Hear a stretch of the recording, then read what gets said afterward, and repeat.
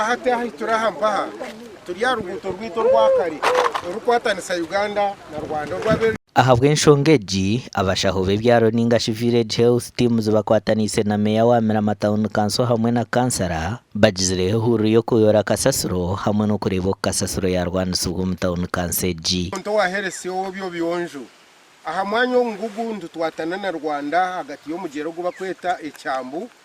gikiryar kagera abantu nibanywa mabi ahabwe ibintu ebikorwa mu kasasuro ingigi nitushaba government kwetu kwaterera tureke kushwara ahasere na harungi ahampahane habi twine mwanya nshaba ka Town Council nshaba government tuyambe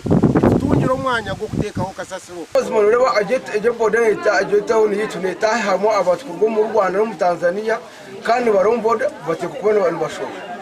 kabe chaba revenue ayo mwanya ugu naye twatireho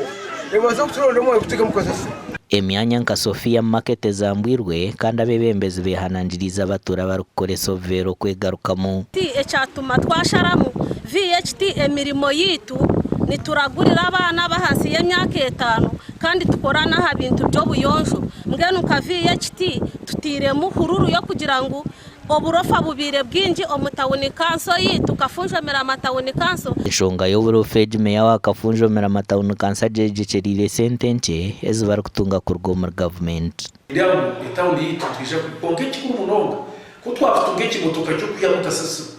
cyo kugiyoramu kikagiyoje irwaro ryiteri abakazi wabo bareba abinabana abinenda nirwaro rikuragurira abantu batari mu Town Council yaje konka